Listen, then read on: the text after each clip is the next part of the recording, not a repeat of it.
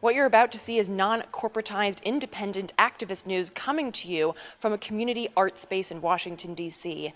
To help us keep spreading the word about activism and art from the front lines, visit patreon.com/actout. This week on Act Out, the longer and second part of our sit-down interview with anarchist, author, and organizer Scott Crow, who dives into the many facets of anarchy, the growing up of anarchy in the USA, the power of building versus resisting, reactionary politics, and more. But first, a little setup for a mind shift, the state in our minds, of our minds. Concentrate.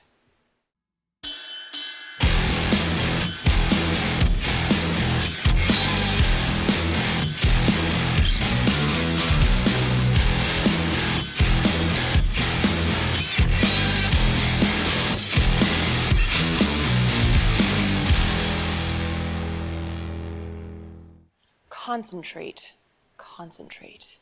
The state that you hate is the state of our minds, the state in our minds, the drive of a capitalist pride, a jingoist lie. The state is the way that we place the rest of the world through a filter of race, of sex to degrade, how our language contorts, twists, and distorts our past and our present to market-worth ledgers. The patriarchy hierarchy rests in our bones. To leave it alone, to skim on the surface of depths so unmeasured, is to drown with one eye open. To only consider the top of the mountain, the canopied trees that speak with a sick breeze, is to leave the life force of state, the state that we hate, intact. It is to shadow box demons in funhouse-like mirrors. It is to battle a boil as the plague sits and grins. It is a sin, not against gods that we made or the state that we saved, but against you, against me. It is a sin against the earth that we walk on, the air that we breathe. It is a sin against the dream of what we could be, what we should be, and what we achieve. It is a fight incomplete. It's easy to yell at the screens, to scream at the actors, but who set the stage? It is easy to swing at the bait, to fight in the cage that is built so arranged. Yes, the plague laughs as we pace in our rage. Concentrate, concentrate. Is it corporation or cooperation? The corporations that spill, kill as they drill, yes, evil and sick, but here's the real twist. They are not possible without our cooperation, our corporation of faith, cooperation with state. Simmer and shift. Wait, because if it all crumbles, who will pick up these pieces of me, the life that I lead, if I do dive deeper and see that I am the keeper of kings? That hierarchy rests on a dusty old synapse, that by this and by that pulses in brainwaves and I swim, that capitalism lives in my brainstem. If perpetual war fires behind my eyes, then the only cure is to kill this state of mind before I or anyone can meet with this plague state, this mountain of greed, fear, and hate with open eyes and a truly human mind. Concentrate, concentrate.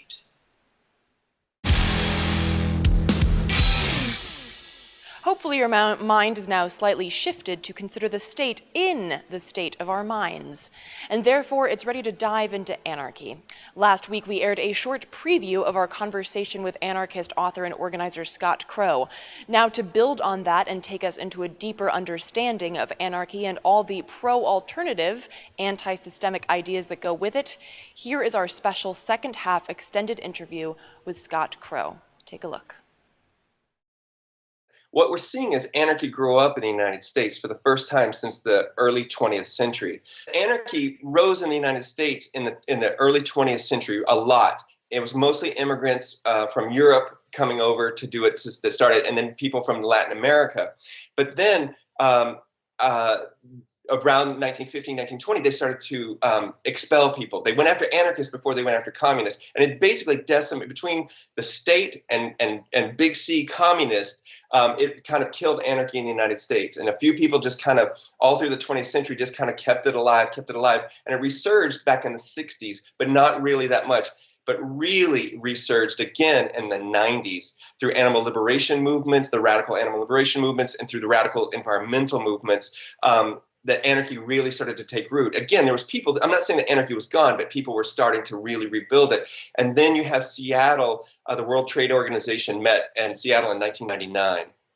And that, which I alluded to earlier when I was talking about indie media, was the birth of indie media and anarchist media in the United States. It was also the coming out party for anarchy in the United States. And think about this: in 1999, 50,000 people gathered in the streets, and that was huge at the time because in the late 80s and the 90s their protests weren't that big. And this is the first one where like labor unions and environmentalists and indigenous people and all these different groups are meeting, and nobody cared. If you look at the New York Times, you look at the media, it was like page 28. I mean, you're talking about one of the biggest demonstrations in the country in 30 years, and nobody cared. But then anarchists put rocks through a Nike Town and a Starbucks window, and all of a sudden, everybody wants to know what's the World Trade Organization. It was, and it became a big deal.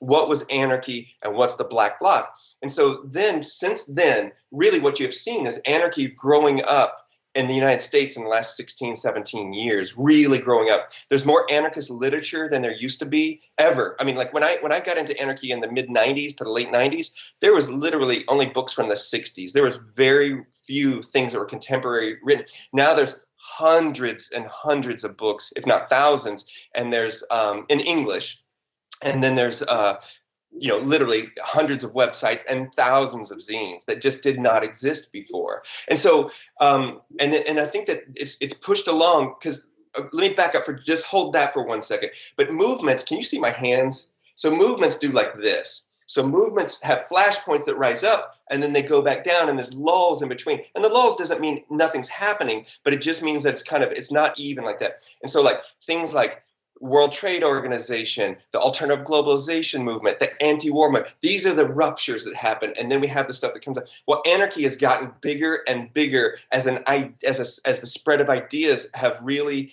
taken root with people. And again, anarchy is a European political reference for things that people engage in their regular lives all the time. Indigenous people have been, and many indigenous people have done it for thousands of years, and they didn't call it anarchy. And there's many other groups who don't use that term, and it's all fine. But those ideas have spread where people are tired of being told what to do. They're tired of being short-sold by political parties, by political leaders, by activist leaders and stuff. And people have started to decide for themselves in this way, in activist realms and in other realms. And so that's why anarchy has really become so big as a set of ideas and has such a big sphere of influence in the last 20 years. So with the idea of fighting and building, because this is something that I talk about a lot, the idea that a movement that's just based on negating the status quo is not actually a movement. It's just an opposite stance. And this idea of building, and I'm not sure if you're familiar with what's going on in northern Syria, the Rojava revolution, where they were Yep. building these flat structure, No, for sure. this flat structure setup that even while having to battle ISIS and our forces and the proxy war that's happening in Syria right now. And there are these growing pains that are associated with that. You know, this idea of an anarchist utopia, or this idea where everything's autonomous and everything's sustainable, but that's not realistic. You can't just flip a switch and have that happen. There are all these growing pains that are associated with it. But what we have to do is build capacity. So it's the idea of dual power, right? It's resisting on one hand and creating and building on the other hand. And I didn't make any of this stuff up. But if you don't have both of those pieces, if we don't do both of those pieces, we have nothing. But what I'm seeing anarchy do is that there's more spaces now. There's more anarchist spaces now. There's more anarchist publishing now. So they're getting the word out to people. Again, like the website, there's more anarchist projects than there ever was in the United States.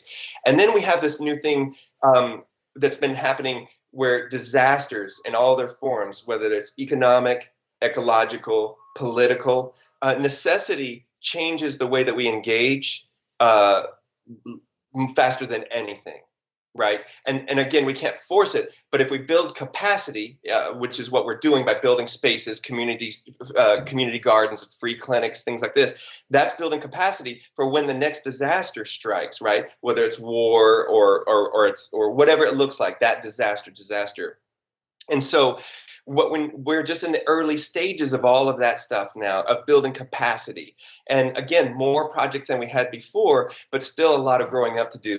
And one thing for me specifically is that if I want to see anarchy grow in the United States, it has to decouple itself from activism. specifically. Activism as a subculture. Not because there's anything like there's a problem with activism, but anarchy and activism are not always the same thing, but they're conflated to be the same thing. And I have conflated them to be the same thing many, many times over the years. But the further away I get from it, the more I can see it. And so, do we want, if we want an anarchist movement that is only built on single issues and vague ideas of utopia, I don't think we're going to get anywhere. But if we build it on insurgency utopias, like we want insurgent utopias built on our dreams, our hopes, not just of anarchists, but any community that wants to do that, and that we work together, then once necessity comes in, the disaster hits, then we're already there, and we don't have to do anything. And so I'm buoyed by seeing what's going on because there's so much, but at the same time, I see a lot of problems. You know, I've been in activist subculture for 30 years, and there's problems that just reoccur. I've literally seen thousands of people come in and leave political movements because of the reaction that you were talking about, only fighting against. And you can only do that so long, and then you either go crazy or you quit or you're just totally burned out. And then you stay in, but you're kind of burned out. And that's what I see a lot of people. So the reason I want to separate anarchy and activism, like consciously, is that I think that activism needs a revolution amongst its own subculture.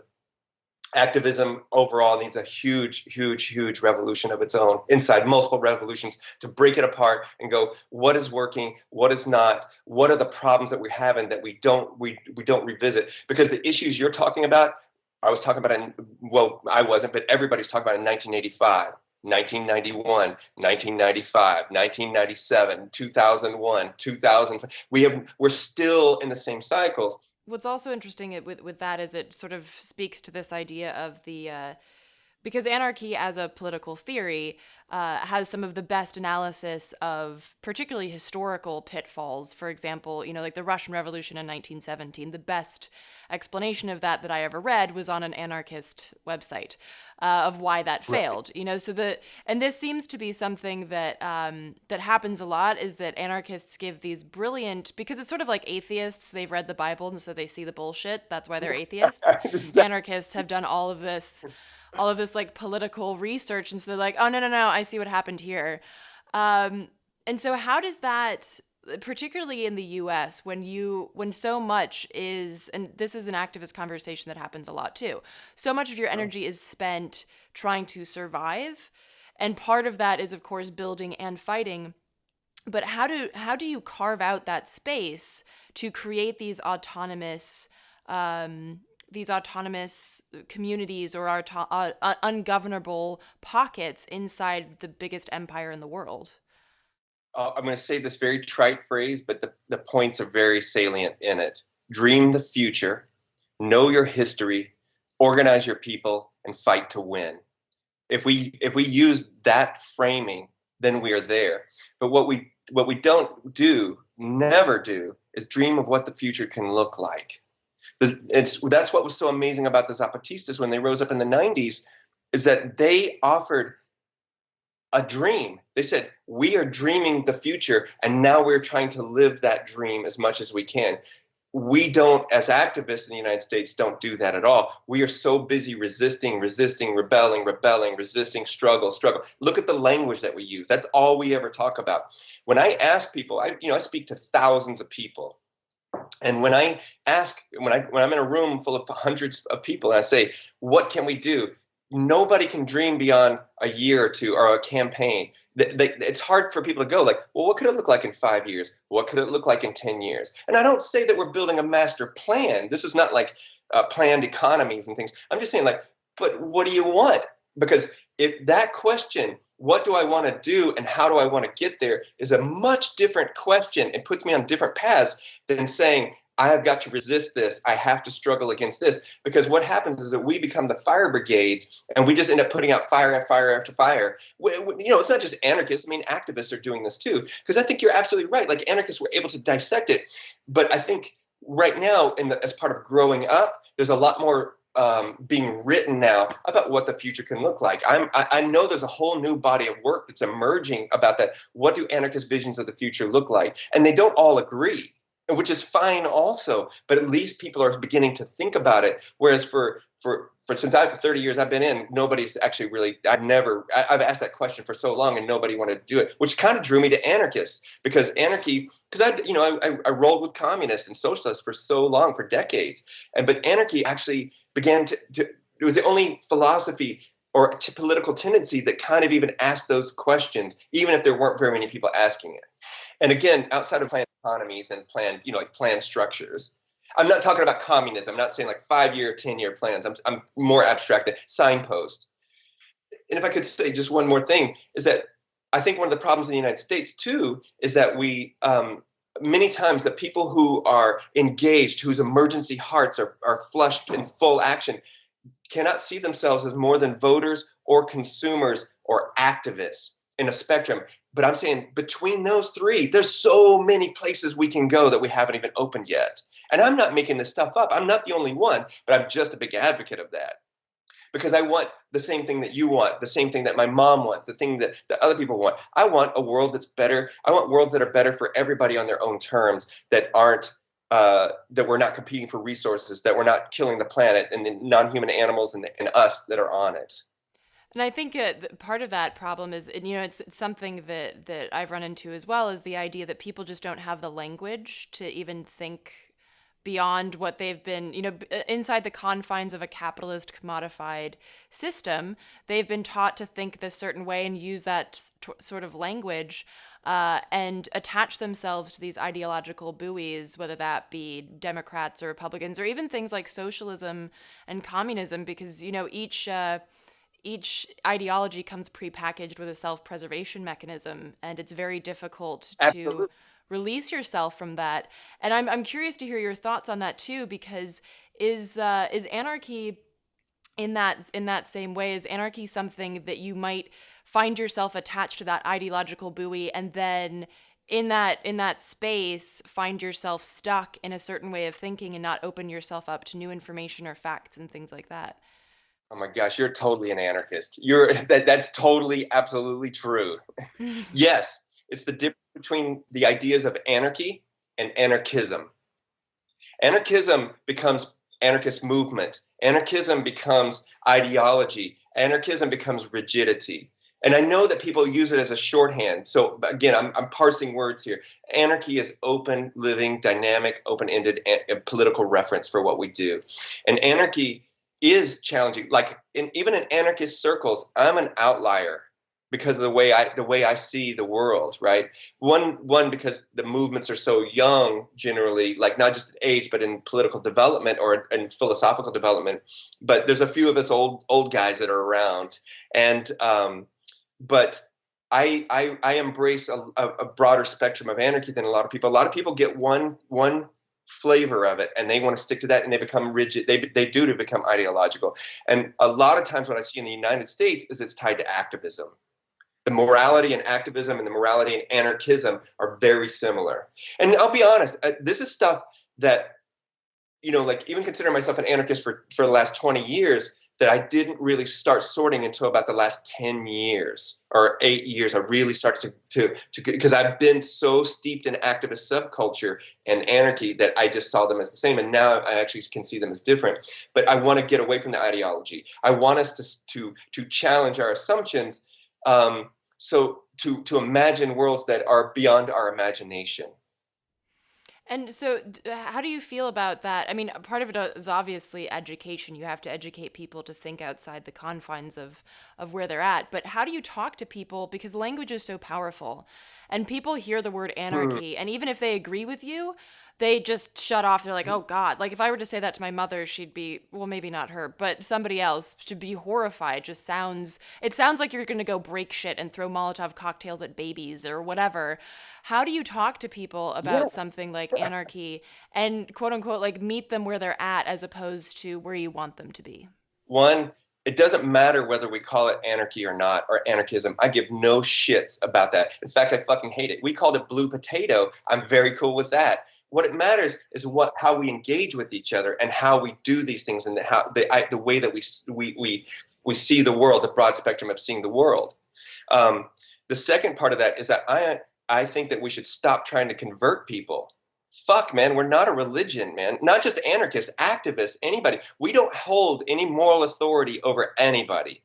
If we were going to build politics and philosophy on ethics, that's anarchy. And so to me, it's like, I don't want to convert anybody, so I don't have to. So then I don't have, I meet them where they're at because that's where our commonality is. And then if I want people to come along on the road or ask me about the road that I'm on, then what I do is I start talking about it, but I show them. If we do by showing, it means way more than do by talking. Do by talking is the whole world. There's a million shows you can talk about things. There's a million books. There's a million things where we can talk about things. But if we do, that is so far less than that. And so in my whole life, I've always wanted to build the future I want people to live in, so they can see it and go, that makes sense in my life, or how could I do that in my life? That has been far more powerful than ever trying to win an ideological argument with somebody, or to see myself as more superior than them, that I have some special information that I am. I just have I'm a high school dropout, but somewhere along the way I got technical language to talk about this certain set of ideas. It doesn't make me any smarter than anybody else. And I ask myself, because my mom is not an anarchist, she's not conservative, she's very radical in ideas, but does it make sense to my mom? Does it make sense to my family? Like to my larger extended family. And if they can get on board with it, even if they don't agree with everything, that is as far as closest of a win as I'm ever going to get, because I'm not going to try to debate them to death. Right. And with that in mind, I also want to hear your thought, because political theory, which anarchists again are very good at, can feel so obtuse and abstract, and people shut off. And obviously, it's a lot more effective to go outside, start a community garden, and have your libertarian neighbor walk by and be like, actually, fuck Monsanto, and this is a way better idea. And you don't even have to get into talking about whether you like Ted Cruz or not. But yes. But I do want to, I find, like, to sort of wrap up, I do want to ask your opinion, because there was a question that I was asked on a panel with several anarchists that was, how do you feel about this sort of absolutist perspective, this idea that we're not going to accept anything that places trust or faith in the state? For example, like a guaranteed income that could help millions of people lift themselves out of poverty. It would give them healthcare, education, things like that, would open them up perhaps to the idea of anarchy. Would you stand behind that? Or is that something that, you know what, I'm not going to stand behind anything. We're going to try and just focus on building this autonomous flat structure system, and not be behind anything that continues to put faith behind a corrupt system. Look, I want to alleviate suffering on this planet. Right? So, but there's only so many personal choices that we're going to make that are going to do that, right? Like, just becoming vegan is not going to make animal liberation. I can tell you after 30 years of doing that. Okay, so we can recognize that. The other thing is, in talking about structural changes, if we want to stay within the system to resist oppression, exploitation, we just have to recognize the limits. Like a minimum wage that's real, like like what you alluded to, or universal health care. None of those things ever work out the way that we say that they say that they are, that they're sold to us. They never do help millions and millions. Let me say this: they help millions, but there's still millions who are still outside of it, far outside of it. So when I look at what we want to do, what anybody wants to engage in, that I think just recognize the limits of what you're engaging in, and ask yourself, is it taking away from the actual larger dream of what we're trying to do? Does it alleviate suffering only, but has nothing towards building towards a liberatory goal? On the other end, you have obtuse anarchists who talk about French theory and Italian theory so obscurely that who gives a fuck? It's great if you want to have a clubhouse. Awesome. It's a great place to expand your thoughts and get your identity and figure out who the fuck you are. More power to you. But that's also not a world either. But there's something that's more in the middle of both of those, where you can say, I don't have to be the fire brigade and jump on everything because you know what? All these other people are going to do it. There's a mountain of liberals and even progressives and whatever labels you want to throw on people who can deal with the electoral politics stuff. I've withdrawn from it long enough that I know that it still gets worked out. So what I want to do is move from the reactionary part, if we're going to work out, those of us who want to work outside the system and live outside the system, and start to ask ourselves, what is the world that we want, and what does it take to get there? Because some of that may be engaging with the state, because it definitely does. If you ever read my book Black Flags and Windmills about dealing with Hurricane Katrina, the aftermath of Hurricane Katrina, obviously we worked with the state to degrees, even as we denied them on many fronts, and that they tried to kill us on a few fronts. And so because the state is not an amorphous entity, it's many different things. Like obviously providing universal health care on one hand is a great idea, but an anarchist vision of that would be like, if there's universal health care while we have it today, that eliminates the suffering and the oppression to a degree on that particular issue. But at the same time, let's build more clinics, because once that thing falls down, we're still going to need autonomous clinics on every street corner. Imagine on every street corner, instead of having a fucking shit convenience store or a liquor store, you had cooperative health care, and you had free clinics, and you had, I mean, just not even healthcare stuff, just anything, food, all kinds of things that were available on every corner. And so when I'm talking about dreaming, I'm talking about dreaming big too. I don't want one health clinic in DC, one in Austin, one. We need 50 in every town, 75, whatever it takes to meet the needs of those people in the neighborhood around it. So that's an anarchist vision where you can still see and promote these larger things without having to engage in it. But at the same time, the other part of it on the other side is what you're seeing now, which is that anarchists who are living outside of the system, like myself, I still think that somebody should punch a Nazi. We should still engage in property destruction when it's necessary, right? Because they are sending direct communications that they don't give a shit about the media. Those are direct communications to those people that we need to communicate with, those entities, and that needs to happen. To learn more about Scott and his work, visit scottcrow.org. And to learn more and help support the incredible space that we're filming in today, the Uptown Art House in DC, visit facebook.com/uptownarthouse. And that will do it for this week's Dose of Dissent. Thank you so much for watching. Please spread and share this with all of your friends, foes, and people you don't know.